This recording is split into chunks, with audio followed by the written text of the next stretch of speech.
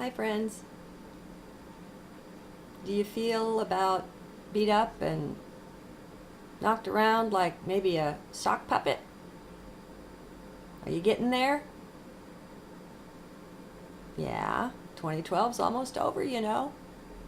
Hey, I think those of us who will be able to say we made it through, that's doing something. It has been challenging. And it ain't over yet. Okay. I have a journal for you. This is from 11/29. First one of that day. The Mayan day was 8 Flint. Let's see what it says. I have something in heart to share with you that I hope will come through these words. I don't know. Let's find out. Frequencies, well, they're rising everywhere. And that's a given. It's wreaking havoc with some, mostly those still sleeping along, not yet awakening. And it's giving others a cosmic ride into higher self, not without its bumps and tumbles. Most of us are not aware or only minimally aware of this. Let's change that. Let's wake up. There's an interesting phenomenon that occurs when you're centered or have your attention in heart. When you're cruising the internet, watching a bit of this and that, how do I say this? You will sense things. Let's try an experiment. Make a little playlist, 5 or 6 videos from different speakers, preferably with a variety of spiritual content. It works most clearly that way. It doesn't matter whether they're your favorites or not. Be sure to include at least 1 or 2 who are not. And it doesn't take long videos for this. 5 or 10 minutes will suffice. And maybe ones you don't know or even better. Now, center in heart. And if you don't know what that means, just place your attention in the middle of the chest. Not the physical heart area, nor the heart chakra. Just center in the chest. Then start the playlist, and while you watch, keep centering. Notice what you find, what you feel. Now, I'll share with you what I noticed just to help you get started if you're new to this. You don't have to be psychic, although we all are, or have any special gifts. It works for men as well as women, children too, as long as they are out of mind and focused within. What I find is that the heart centering is much easier when the teacher you're watching or the speaker you're watching is right on, has a lot of light, however you want to express it. When the person speaking is misled or misguided, or is offering information that isn't the highest, whether intentionally or completely unintentionally, it doesn't matter. It's more difficult to stay steady in heart.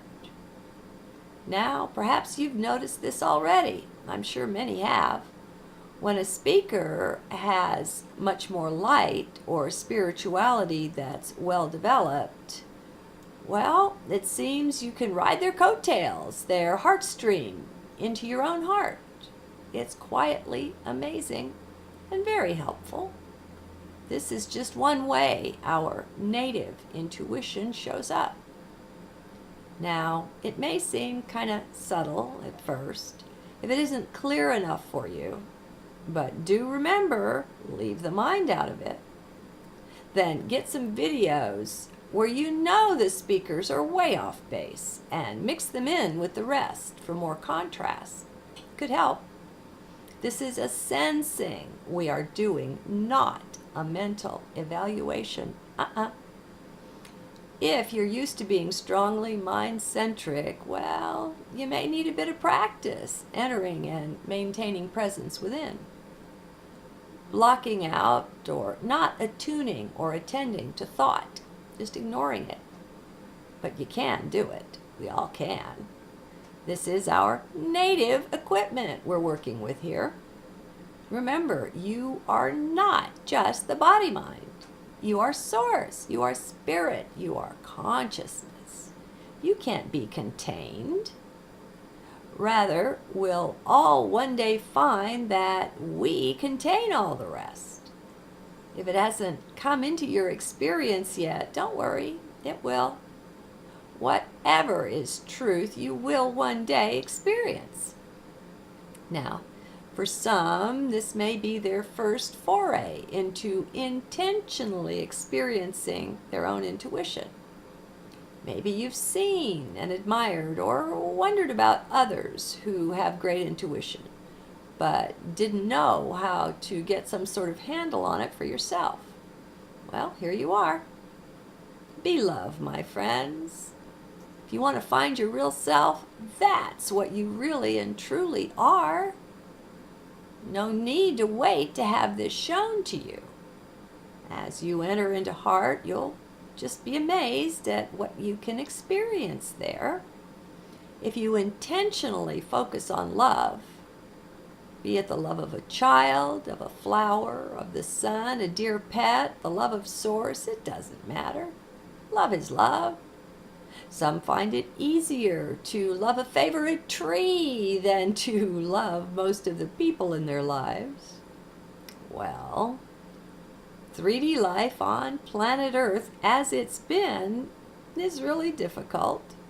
So cut yourself loads of slack. No criticizing or condemning the self in any way. You see, when you practice such things, it will kick you straight out of heart. Perhaps you didn't know that.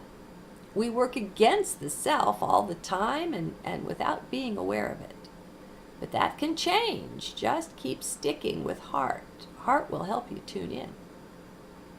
It's all up to you, you see, to what you do with your freedom of choice. Now, if you're a sleeple or a sheeple, you don't truly have freedom of choice, not just yet. But you will. We all eventually wake up. I don't think I have many of those viewing my work, though, so I feel safe addressing the way-showers, and that's what you are. Take it on. See the self through new eyes. You may be surprised by how much it can help. You can begin to use your heart as a sort of barometer. When you focus your energy there, even a part of it, then your intuition really ramps up. You just seem to begin to know things without understanding how or why. Well, it doesn't matter. Just stick with the now and stick with heart and have a good time. You can really enjoy developing your sixth sense. Actually, you're finding it, not developing it. It's already there, but we've been taught to tune it out. It's tough to communicate using words. You know, like you're not really developing the sixth sense. It's fully formed. You're just uncovering that, so to speak. In a way, what you're doing is educating your sight. Vision is so very key. You hear me say that again and again. It's serious, powerful stuff. When the powers that were pollute, or the Illuminati, whatever you call them, pollute our mind, that messes with our vision. Each and every belief we hold, no matter what, comes with some limitation. They all have some strings. What happens is that when you choose to believe in one thing, then all the other things will just sort of fade out of you. You simply tend to not see them. Not that you can't, you just don't. So, do you see how closely the mind and the sight are entwined? Very close. This also means that whenever you're working in your belief garden, you're also working on your sight. You're clarifying your vision. For every weed you pull there, You'll be seeing many new things in your world, things to which you were blind previously while you held that belief. Now, this is or can be great fun, my friends. It doesn't have to be onerous in the least. There's really no work involved. That all depends upon you, on what choices you make for your attitude. You own that too. No one can force any kind of attitude on you. You can pick the one you like and take it out for a spin. Take control of what you can while you let the rest go. You know, there's a lot of people that believe that circumstances are in control of them and how they feel. Well, that's a belief that I suggest pulling and burning. It's just not. No. Okay. It is not wise to spit or pee upwind. Now that's a duh for the guys. They've learned. And yet, this is just what we do all the time when it comes to our beliefs and our attitudes. We're not so very wise with them. We just don't realize how much of what appears in our life is what we created. Beliefs actually control what we experience. Yet, hey, we still control the beliefs. Beliefs actually create. It sounds wild when you hear it the first time, but if it does, then just drop that down into heart. Don't close the door on it. What if it's true? What if it turned out to be one of the most powerful things you've ever heard?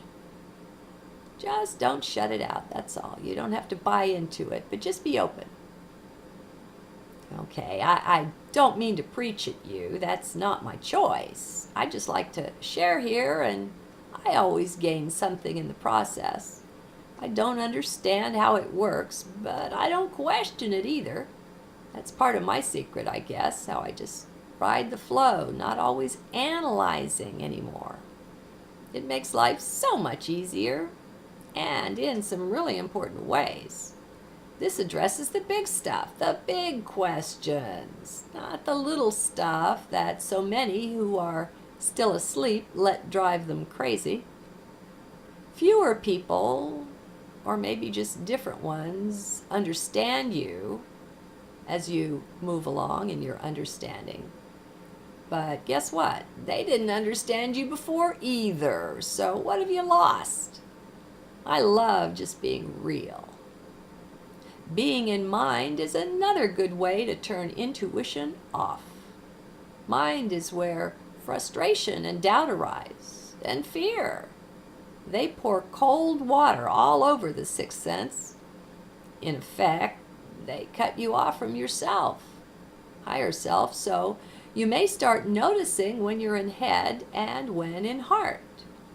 Notice the different sense of things, the feel of things you get in either place. Start seeing the differences. They are many, not few. You'll find the heart and the joy of a child within if you go deep enough. It's mostly at the start just a matter of developing the habit of being clear on where you focus your attention. Just like any new habit, it grows and benefits by practice. We all have loads of opportunities during the days and the nights to get good at this. Walking down the hall, or while you're in the bathroom, or walking to and from the car, in the elevators. The list would be practically endless. It's just a matter of being present with the self, with the now. Mostly humanity isn't. We are the exceptions. What may surprise you is how unconscious you usually are, or were. It can be a were anytime. Most of us seldom check in with the self by being in heart. We think we're awake and conscious and functional. We just don't know what it is we don't know. being in left brain is not being awake.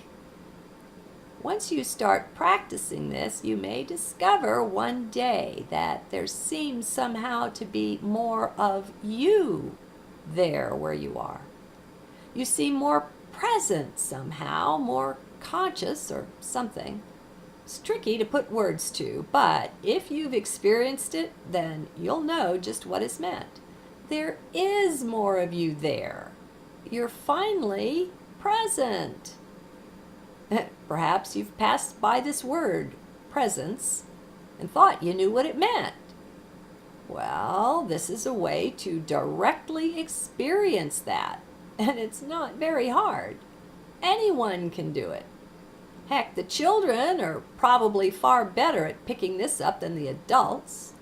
They're less polluted by what society calls learning.